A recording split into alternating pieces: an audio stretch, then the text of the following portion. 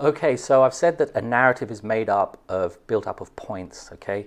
And the more organized these points are, the better you're going to get this thing called flow within your narrative. So it's all about the organization of the points. The idea, as I want you to look at it, is to bring order to the chaos of your thoughts. So let's stick with the Star Wars example that we just started with. And the first thing to notice in your list of points, or in my list of points, is how some points are more related to each other than others, right? There are some points that you kind of elaborate on, like you might say something about a character and then elaborate on that a little bit. Then you might illustrate it, say, with your point, illustrate your point with an example from the movie. Or you might get points that even challenge some of your points that you made. So just notice the different nature of points that you make, point, illustration, elaboration, challenge. These are kind of the main categories of points. And they sort of, some points belong together and they form a little family. So for example, this might be a family. Characters were well-rounded, that's one point. Most characters grew into something different by the end. The film's characters were more engaging than those in the original Star Wars film. Han Solo goes from being unconcerned about his family to being deeply committed. Rey's character was underdeveloped. There was no real character arc. So what's the common theme of all these points? That's right, they are all to do with character, right? So, and character is an aspect of a movie, a very important aspect that many people recognize. And so you can now begin to think of these points as falling into sections, right? So if you wanted to create a section out of characters, you now have a kind of an organizational methodology, a principle to begin organizing these points into sections. And that becomes a section of the overall narrative. So we want to now begin doing a couple of things. We want to organize the points within each section in an elegant way, so that we're moving between the points in the character section in a way that is neat and tidy and meaningful. But we can also look at the way that the sections relate to each other. We're going to order the sections in a way that's meaningful. So here I'm going deeper than I did in writing with flair about narrative elegance. But I hope you can see it now with this very concrete example of a long narrative. Now, let's just zoom in on the character section here. Let's say you've jotted down these points about character in this order. Rey's character is underdeveloped, no arc. That's 1. 2, Han Solo goes from being unconcerned about his family to being deeply committed. 3, characters were well-rounded. 4, film's characters more engaging than in the original. 5, most characters grew into something different by the end. Now, if you didn't change that order and just kept it as it was, the final write-up of that material or that section might look something like this. Rey's character, played by Daisy Ridley, was woefully underdeveloped, without any clear evolutionary arc. Harrison Ford's character, Han Solo, however, progresses more convincingly, going from being unconcerned about his oddball family to becoming deeply committed. The characters overall were well-rounded. They were also more engaging than those in the original Star Wars movie. Most grew into something different by the end. Now, you might look at that and say, okay, that's okay on one level. I've made the series of points about character in the order that I had them. I've made it work, with this sentence structure. But it's not necessarily the most elegant ordering of the points, and that's what I want you to begin to become sensitive to. You should be playing around with these points, this list of points in that section, and saying, well, which one would follow better from the other? Which one would make it more readable, more interesting, more organized? So play around to get optimum comprehension and optimum beauty. Now, just as an exercise, try and do that with the 5 points that I've given you there, and rearrange them and in the way that you think, and then turn that into a piece of writing, and then I'll show you how I might do it. Okay, so if you've done that, here's how I would have organized it differently to give it a slightly different feel. The film's characters were pretty well rounded, with most growing into someone different by the end.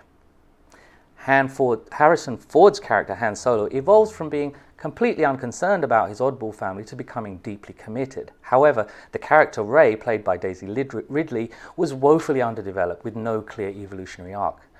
That said, overall, the characters were more engaging than those in the original Star Wars.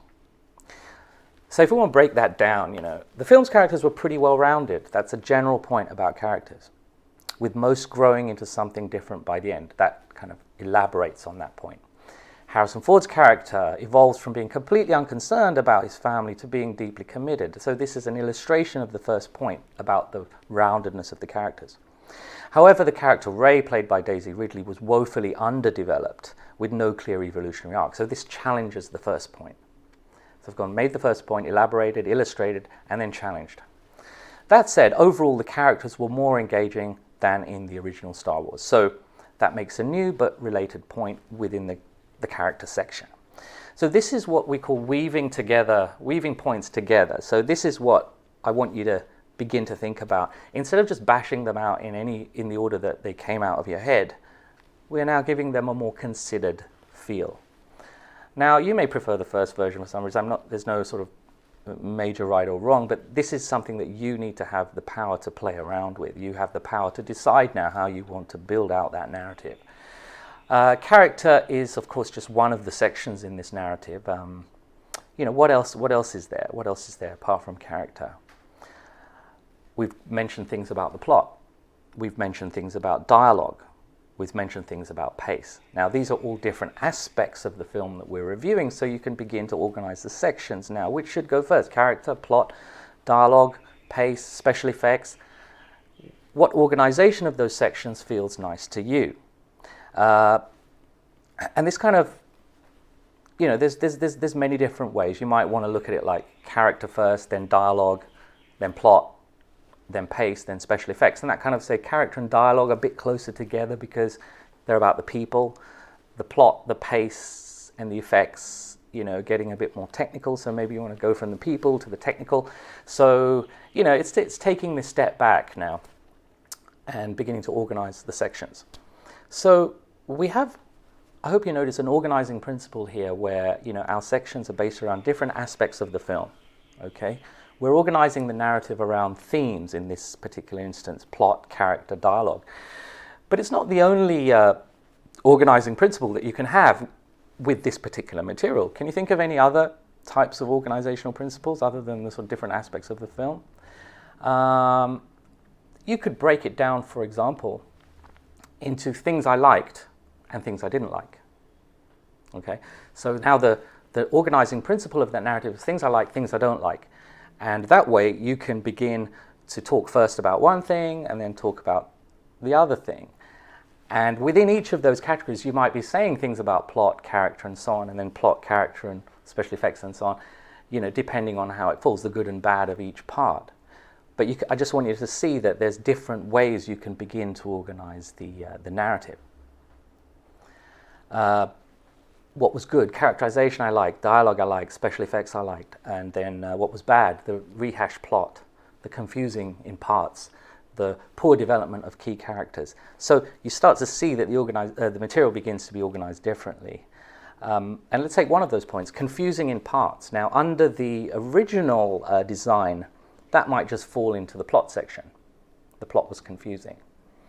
Now, in the new paradigm, different aspects of the plot would fall into the good or bad breakdown. So I hope you can begin to see that really clearly now. I'm trying to stress that for you. The two reviews would organize your points completely differently. Now, if you feel, how do you decide which of these organizing principles to use? I mean, it's really up to you. It depends on your feeling about what you want to say. So if you find that, the fact that you loved it or the fact that you hated it was so compelling to you, then that might be the best way to go, rather than saying, okay, a more informative approach of here's what the plot did and here's it takes on a more of an emotional feel to it. So look at your feeling that underlies what you want to say. Again, your intent, and then you can choose which of the organizing principles works better. Okay, and now with this level of organization, of narrative, your piece starts to have a very considered feel, and it loses its randomness, okay? And this is what it's all about. This is what we mean by a flowing narrative. And I hope you can see that this is really where some of the hardest work is done, because this is the analysis. You're really putting together the organization of the points, and that is one of the hardest things, and this is why a lot of writing falls flat, because people don't get this. Now, when you do this, there's another advantage, that you begin to see where you're repeating things and so on, so you can now see, well, that point is a bit too close to that point, I'm kind of saying the same thing, and you'll be able to now edit down what you've got. So if you apply this process, I think you're going to find that it's super helpful in understanding what to say and how to say it. If you want to get some practice in, have a go at writing a review of a film you saw recently. Choose your narrative organizing principle and see if you can now get your message across more comprehensively and more beautifully than you could before watching this lecture.